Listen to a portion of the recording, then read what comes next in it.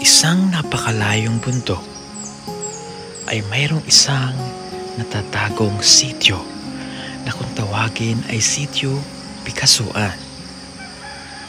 May mga bata dito na naglalakad ng 2 oras pasok ng eskwelahan. Ang unang araw ng kanilang pagpasok ay ganito ang kanilang dinadanas.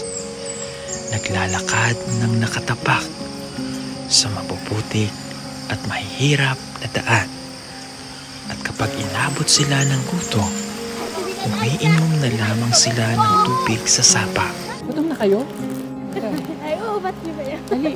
Oh, para hatiin may isang Skyflex ako dito.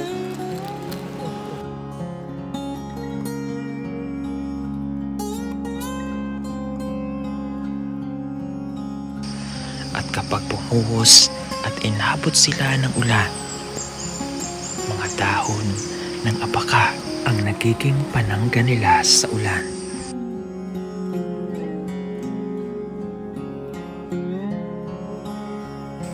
Sa layo at hirap na kanilang dinaraanan sa araw-araw, marami na rin sa kanila ang hindi na maipagpapatuloy pa ang kanilang pag-aaral.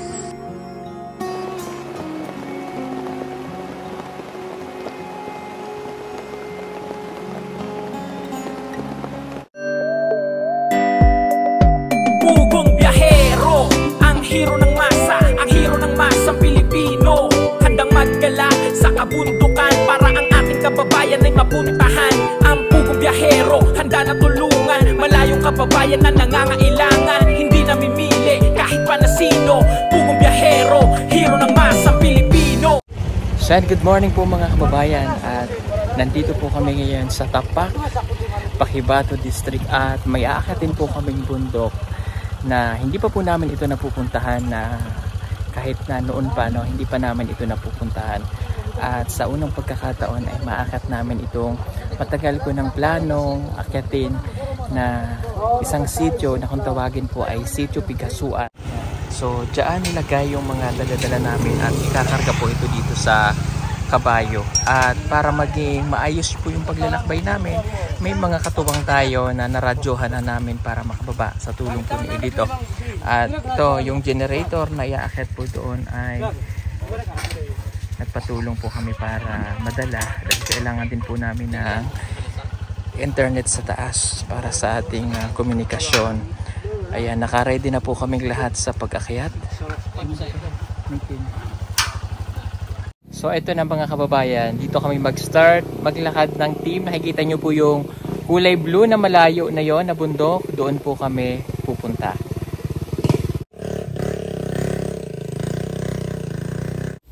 Nakakadaan naman daw yung mga motor dito. Kanina nga may nakita tayong dumaan. At si Edito, dala niya yung motor niya para masubukan. Pero dahil sa panay na panay ang pag-ulan, mas mahirap daw ngayon yung pag sakay sa motor. Kulang din kasi yung kabayo, kaya maglalakad na lamang po kami, no? Maglalakad para safe din po kami na makakarating po doon.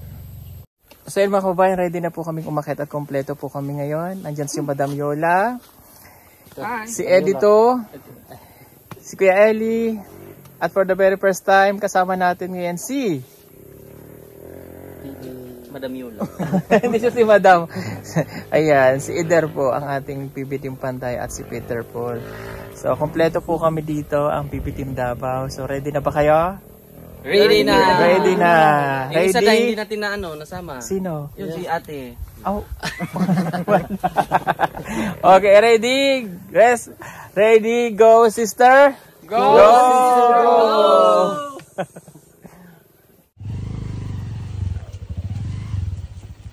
So ito, ready na kaming maglakad lahat. So mahaba-haba talagang lakaran po ito. Aabot to ng 3 oras sa amin lakad. 8:30 na po ng umaga, pero yung araw ay tirik na, mainit. So naka-safety shoes naman tayo para hindi tayo mahirapang maglakad. Yung bota kasi nagsusugat po yung aking kuwan doon sa bota. Kaya okay na sa akin itong sapatos na lamang.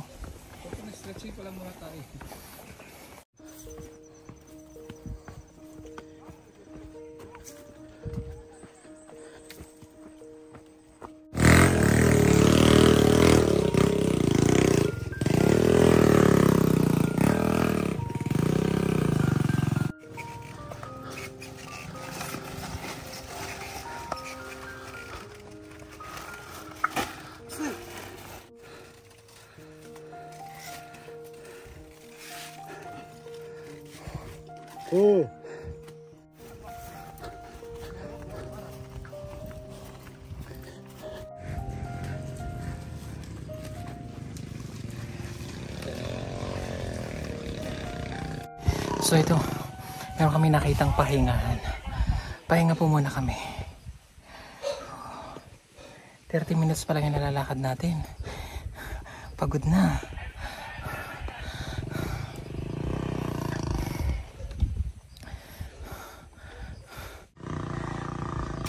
Yan sila madam, wala pa no. Meron po din sila ditong mga tanim na. Ayan, yan po yung mga palay, umay. Tinatanim nila sa kaingin yung ata rice.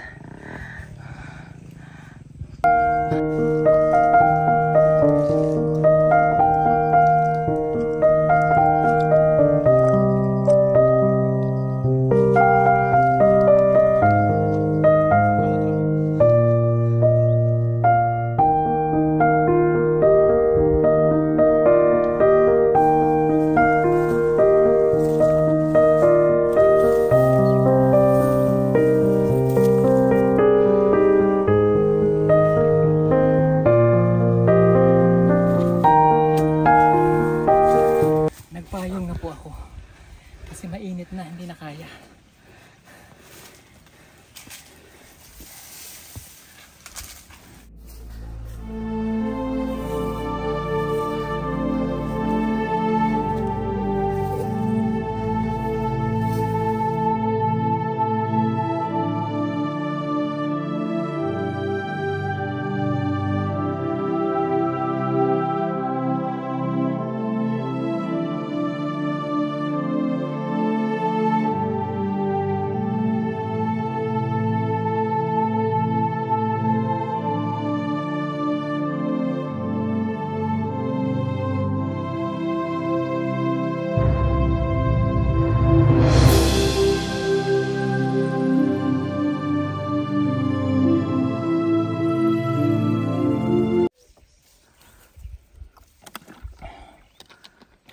So ano mga kababayan, hindi ko na kaya kasi sobrang init.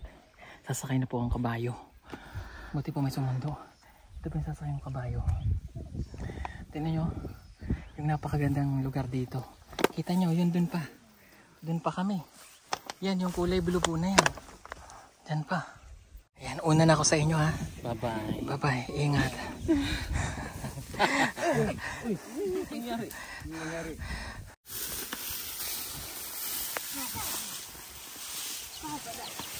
Kuda. Yung matilawat akong pasikas kuda. Oh. Oh. Ay, Diyos ko po, Rodi. Sorry po ha. Eh, ako na magdadrive. Wala. Walang tao sa likod? Wala. Ako lang mag-isa? Likod lang daw siya. Sige. Mabait. Huwag mong patakbuhin, kuya. So, ayan. Sumakay na po ako ng kabayo. Talagang hindi na kaya ng powers ko maglakad. Kabayo po.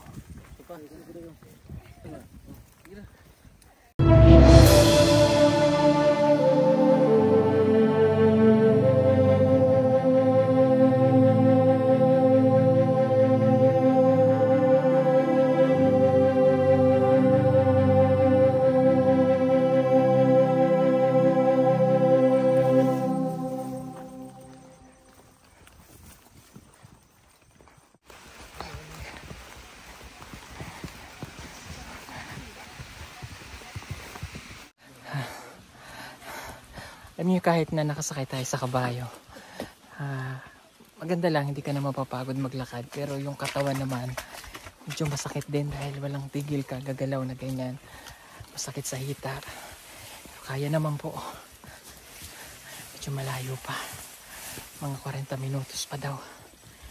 Kasi yung kabayo kasi hindi naman siya tumatakbo at ang lakad lang din yung kabayo.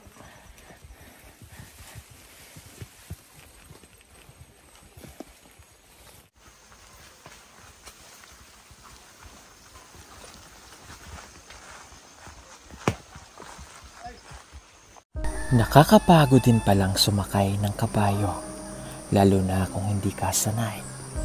Ramdam ko ang hirap ng kabayo sa paglalakad dahil sa hirap ng daanan dito.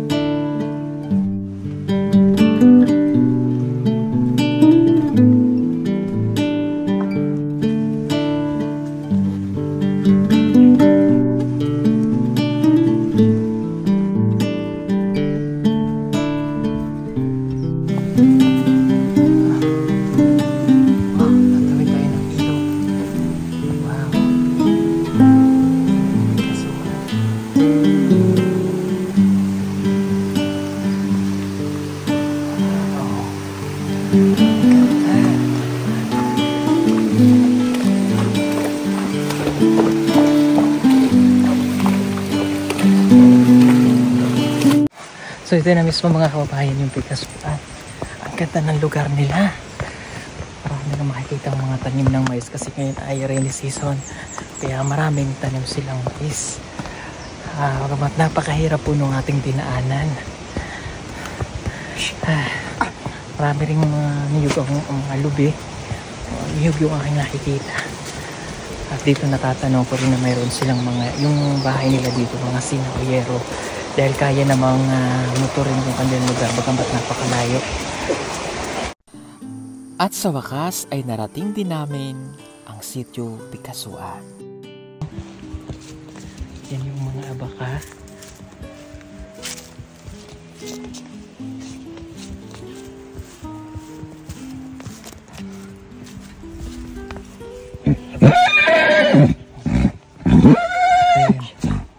Tumatawa na po yung kabayo kasi it's a sign na nakarating na siya o nandito na siya sa sitio na ito. Mayroong mahigit 70 bahay ang naririto sa sitio Picasuan. Maraming tao sa lugar na ito ng mga katutubo. Napakaganda ng kanilang lugar.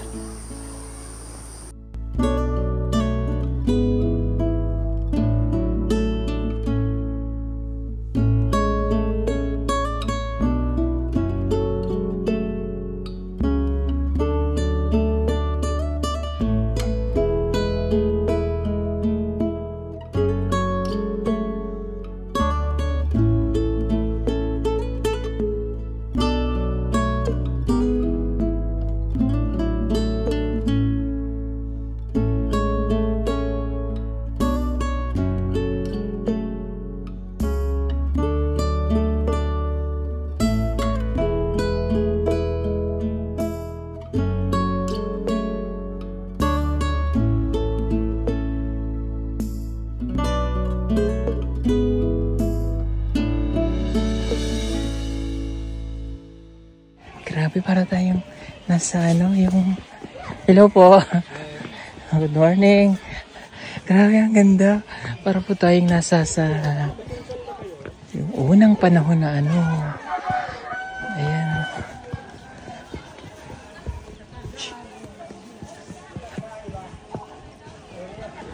Oh, may nakita rin akong kalabaw doon. Ah.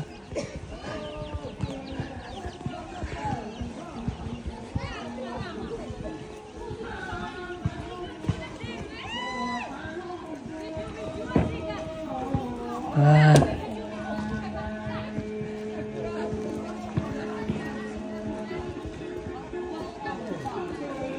Oh. Ganda. Oh. Nasaan sila?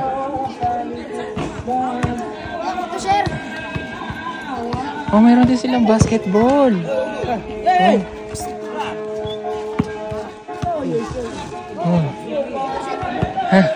Ito daw tayo. Ha? Meron silang basketball lang. Oh. Hello po. Saan tayo, Day? Ay, hello po, Dato.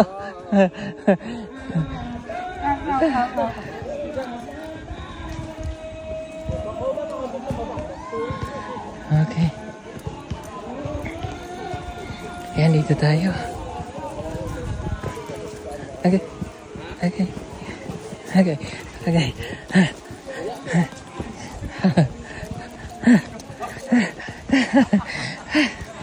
Okay. Ay, sus. Yes. Ganda.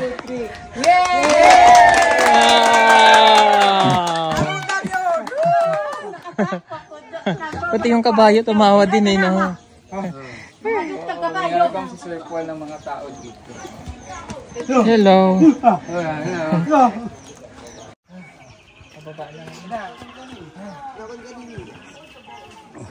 Oh, thank you, Lord. Thank you, horse. Thank you, horse, ha. Kabayot. Thank you. Grabe yung pagod ko. Kasi Dato. Basig mabuak na, mabuak diha, Brad. Thank you po. Dato, ano po? Pangalan? Lubino Dairad. Okay, Dato. Ano po? Lubino? Lubino. Si Dato Lubino ng Sitio Bigasuan. Grabe ang layo pero kaya naman. Narating natin. Masakit lang dito po, oh. Tuwa sa kabayo. Maganda pala dito. Para siyang isang barangay na napakalayo lang. Pero ang daming tao. Hello. Yung naghatid sa amin. Yung mga hinatid po sa amin nandito na. No? Ganda. Pigasuhan pala to. Pighasuhan. Oh. Pighasuhan. Kita nyo may basketball court pero lupa pa lang yung kanilang pinaglalaroan dito. Ang daming, sa mga nakita ko dito, ang daming bulak. Pamangpigi.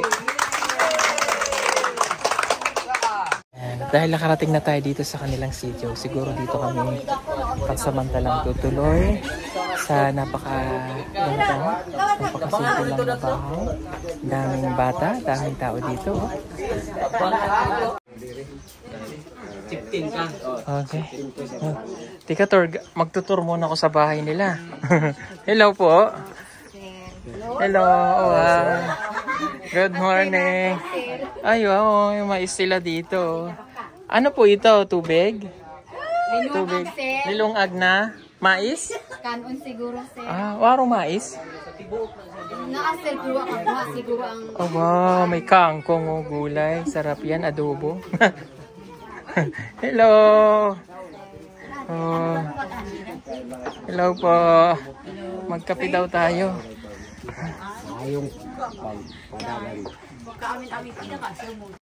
So ito, nagkape po muna kami. Pamparelax lang sa amin. Pampalipas gutom. Alas 8, ngayon alas 12 na sakto nakarating kami po dito.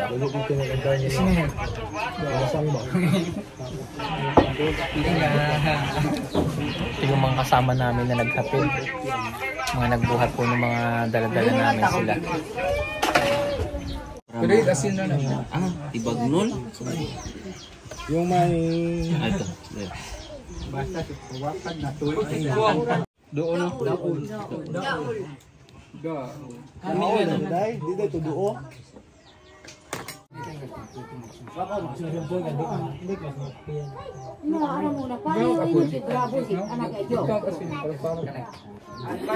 Dool ka, di ka makaingon nga, di ka musugot kay ang amua. Napakainit ng pagtanggap nila sa amin. Napakasaya at nang palipad kami ng drone, ay para ba manghang-mangha sila sa kanila nakita.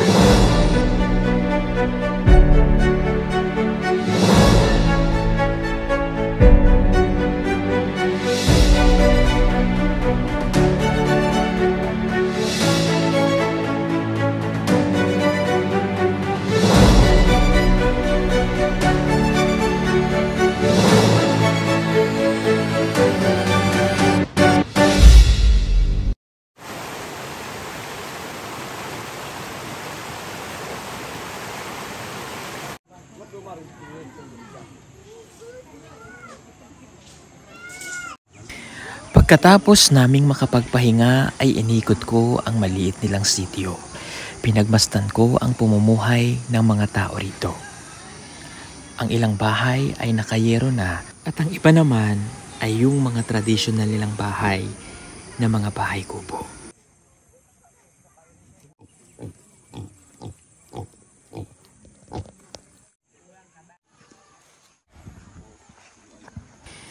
Mayroon sila ditong maliit na tindahan na kanilang pinagbibilhan. At may basketball court na pinaglalaruan ng mga kabataan. Walang eskwelahan sa lugar na ito, kundi ang isang maliit na bahay kubo na siyang nagiging classroom ng mga batang gustong mag-aral ng kindergarten. Salamat nga, naabot mo ito sir. Kaya nandito na kami sa Sitio Pigasuan. So, siya po si Datu. Katungkulan na siya sa IPS. So, isa rin siya dun sa mga nag-approve kay Neri, no? Nung si Kuya Neri po ay nakipag-usap sa mga Datu. Datu, kamusta po kayo dito? Oh, okay naman na siya. Okay naman na among pagpuyo dire. Kaya lang kay malayo ang karsada. So, maglisod ang mga bata ng mga eskwela. Kay distansya ang dalan padulong dito. Mayra kay akong gi-advise ang mga kauban ako dire nga maghimutag kaning kuan bitaw kanang panpan, kanang kinalot sa tao ba para bala o pala o mga bara anak para maagi ang mga bata tapos maglisod ang mga bata tapos maagi ang motor. Ting ana mang trabaho na. At nasaksihan nga mismo namin ang mga batang ito na papauwi na ng sityo. Galing sa unang klase ng kanilang pasukan. Tatawid sila ng ilog at maglalakad ng 2 oras, papasok at pauwi ng kanilang sityo. Mga batang may pangarap na nais maabot. Ito po yung mga bata. Day of school, pero silang lahat po ay naglalakad. So sa araw-araw, maglalakad ang mga bata na yan hanggang 2 oras.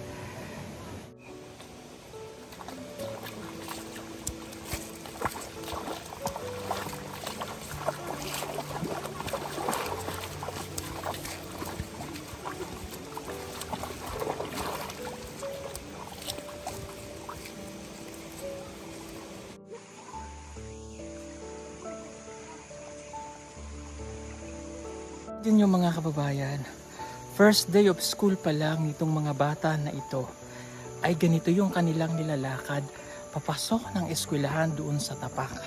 Napakalayo po noon. Grabe.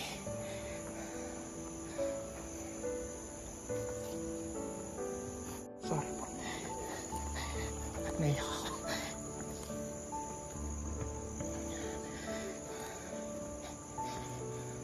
Paano na lang kaya yung iba dito na walang baon? Paano kaya yung papasok sila na yung bang nakatingin sa mga klase na walang pagkain? Grabe.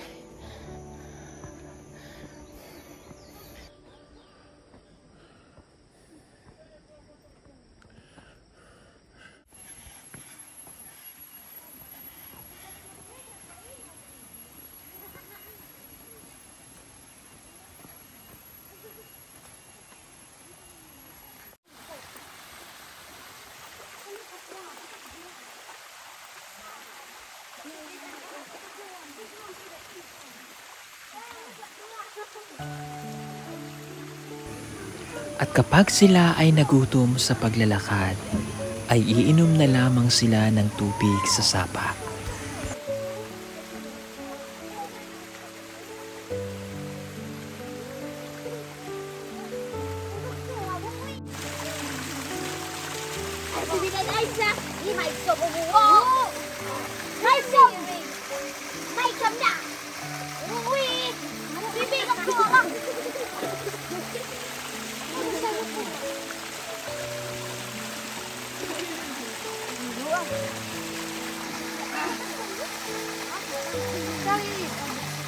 So pag nauhaw po yung mga bata, dito sila umiinom sa tubod na yan.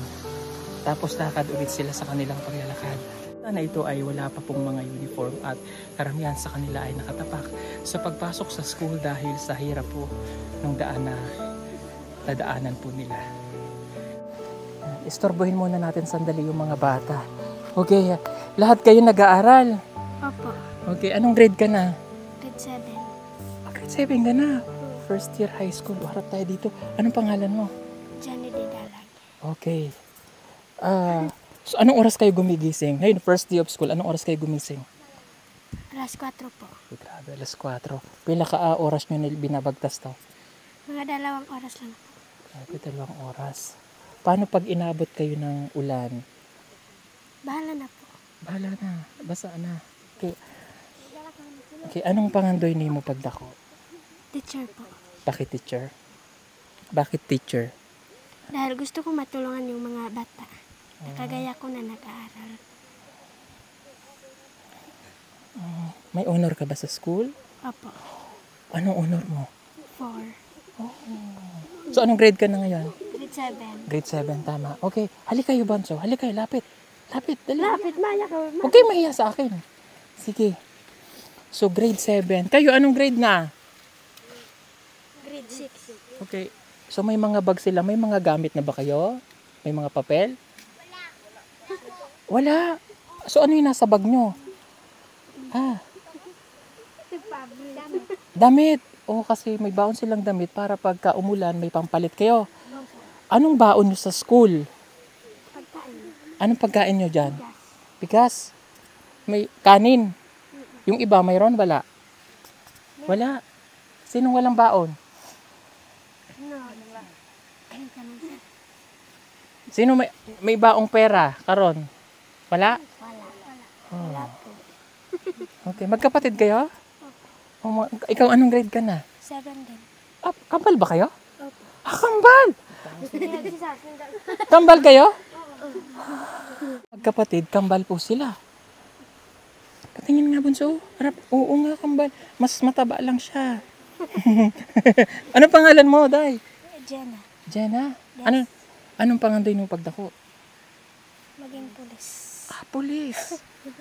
Yung isa teacher, yung isa pulis. Tama naman. O, sino gustong maging pulis? Taas ang kamay. Pero atsap kulo ira. O, teacher. O, ang gustong maging doktor. Wow, okay. Pangarap lang ha. Lagi kayong mangarap para sa kinabukasan ninyo. Ano? At huwag kayong titigil mangarap. Kasi yun lang yung paraan para kayo makaahon sa hirap, ha? Okay, sige. May bibigay ako sa inyo. Uulan na. Naku, mababasa sila. Okay. Bahala nang mabasa. Yan na, umuulan na. Okay. Halik kayo. Oh, dito kayo kay kuya. Opo, lingkod. Okay. Ayan, baon, ha? Baon. Baon. Naku, umuulan na. Hala, umulan.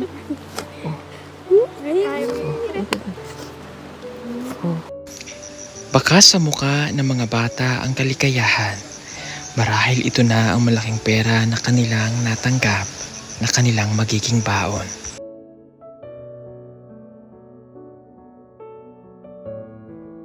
Ikaw, sino pa? Wala na? Meron na? Lahat? Meron na. Okay na? Okay. Mag-aral kayong mabuti, ha? Tapos, huwag kayong magpapabaya sa pag-aaral, ha? Kasi yun lang yung paraan para makaon sa kahirapan ng pamilya. Ha? Hala, basa na kayo. Gutom na kayo? Ay, oo, ba't niyo ba yan? Dali. Oh, para, hatiin may isang skyflex ako dito. Oh. Sige na.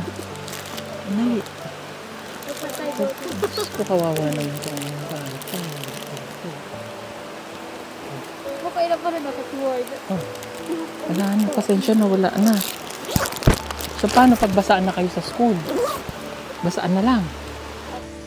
At nang bumuhos ang malakas na ulan, kanya-kanyang takbo ang mga bata para kumuha ng dahon ng abaka na magiging panangga nila sa buhos ng ulan.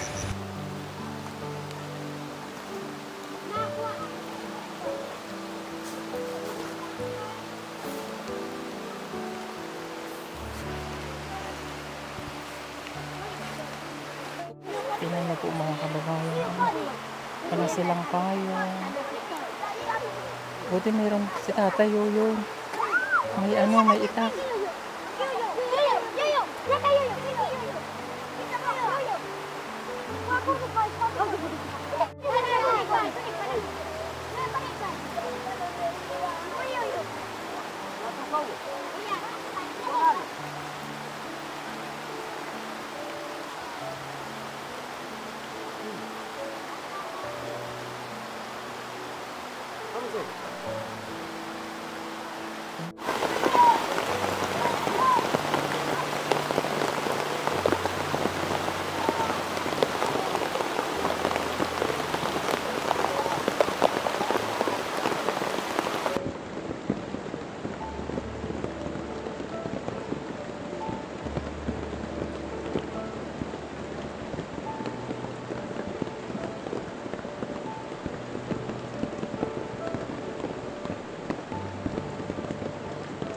Yun mga kababayan, at dahil nga inabutan na ng ulan yung mga bata, so kami naman ay papunta na dun sa sitio yung mga estudyante. Inabutan na rin kami ng ulan, kaya itong dahon na lang ng abaka yung ginawa namin pamandong. Masasabi ko na itong sitio Pigasuan, isa sa may pinakamahirap na daan na talagang hindi pa nagagawa ng mga kalsada. Namin na napakahirap po nung daan. Kasi nakita nyo yung dinaanan namin ganun. Kung lalakarin, katulad namin na maglalakad, it takes 3 hours. Kung sila siguro mga 1 o 1.5 oras, mabilis na yon. Ngayon, ang problema po nila dito, kapag yung mga estudyante nila ay papasok na sa school. Yes. Ngayon na nag-opening na yung school, grabe yung daan, lapok. So, ang mga estudyante dito, kapag kabakasyon, napunta dito, at kapag pasukan na ulit, bababa ng Barangay Tapak.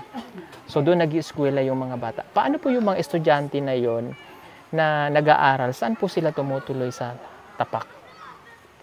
Sa barangay, sa amin, dito siya. Ruwa na may ikuan namin dito, may balay na mo. Tapos, umuwi sila diretso-dire. Kung wala na eskwela, kung alas 5 na, so uli, pag na siya diretso sa Pigasuan. May gano'n? Araw-araw? Oo, kaya siya. Grabe. Hindi ko kaya yun. Sa barangay, sa tinood lang. Hindi naman mabigay ang kapitan sa luti dito, kay mahal ng luti dito. Sa akin lang may luti sa barangay. Yan ang ibang nag-school dito, wala. Sa bahay na umuwi, diretso na sa Pigasuan. Pinakamalisyon dito. Hindi po ba pwede, sabi nyo mahal yung lote doon. So, wala po bang nag-donate man lang ng kapirasong lupa para, like for example, paggawa ng mga tuluyan ng mga estudyante sa Tapak? Para, Unta sir, wala. So, siguro magandang project yun, no? Kasi yun yung nakikita ko po na suggestion ko yun na magkaroon ng isang tatayuan ng isang balay ng mga estudyante na taga Pigasuan. yan sir. Para mayroon silang tutuluyan doon, no? Na lahat ng mga estudyante ng mga taga Pigasuan ay doon magpuyo, magsama-sama sila, no? Okay. 'Di ba? So, panawagan ko mga kababayan, i-share nyo nga po yung video natin para matulungan natin yung sitio Pigasuan. Tapos yung kikitain ng video natin, mapupunta po doon sa pagpapagawa ng bahay, tuluyan o dormitory ng mga katutubo na walang bayad. Yes, sir. O pwede po yun na lahat ng mga estudyante nandoon. At mayroon tayong mga sponsor. I know, marami rin tayong sponsor na pwedeng tumulong.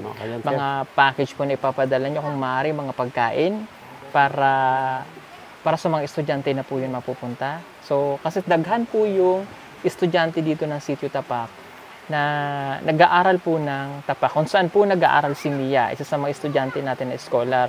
So, kapag ang mga bata dito ay palaging ganun, uwi ng uwi, ang tendency na tatamad na yung bata na mag-aral. So, sa palagay ko dito, halos lahat ay hindi nakakapagtapos ng pag-aaral dato. Ano? Dito sa Sitio Pigasuan. Sa Sitio Pigasuan, umuwi si diretso kung human ang eskwela, bakasyon, o umuwi diretso kan. Pero wala bahay dito sir na mapuyan sa mga bata dito. Sabi mo kanina, pag mayroon nang namatay na bata. Okay, mayroon nang namatay na ano dia sa Pigasuan. Tulo. Tubuo. So yung dinaanan natin kanina na daan ay mostly doon dumadaan talaga. So pag malaking tubig, nagtatry pa rin yung mga bata na tumawid. May tendency po na sila ay maanod at meron na daw pong namatay. Siguro kung may kalsada dito, maaring mapatayuan na sila ng magandang eskwelahan. Dato, ano yung pangarap mo dito sa sitio ninyo po, sa Sitio Pigasuan? Ang amo sir sa kadugayon amo nang di pangayo dito ang eskwelahan sa mga bata. In the near future, no? Kalwa eskwelahan. Baka sakali mapanood ito ng ating mga mapanood niyo po ito, makita niyo yung sitwasyon dito ng mga tao, kahit paano matulungan natin na kahit mabuldos man lang yung daan nila papunta po dito. Kasi pag nabuldos yun, pwede na makapasok dito ang mga skylab, mga motor na maayos yung o kaya may 4 wheels drive na pwedeng makapunta dito. Kasi minsan hindi natin nakikita kasi dahil napakalayo po and talagang di makakarating ang tao na gustong tumulong dito kung yung daan pa lang napakahirap, no? So kita naman po namin. So yun lang, and hope na yung pangarap ni Dato dito matupad, na magkaroon po sila ng daan para sa mga estudyante. At yung pangarap ko naman, kung matagal pa yun, siguradong matatagalan pa yun, pangarap ko na magkaroon sila ng isang maayos na tuluyan sa Tapak, na lahat ng mga estudyante doon, no, ng mga taga-sitio Pigasuan ay magkaroon ng magandang tuluyan para doon na sila mag-aaral. So, yun kahit sabihin natin nakubo lang or kaya, no? So, tulungan niyo po kami na itong video natin ay mapanood ng marami para masimulan natin yung pagpapatayo ng kanilang bagong tuluyan ng mga estudyante.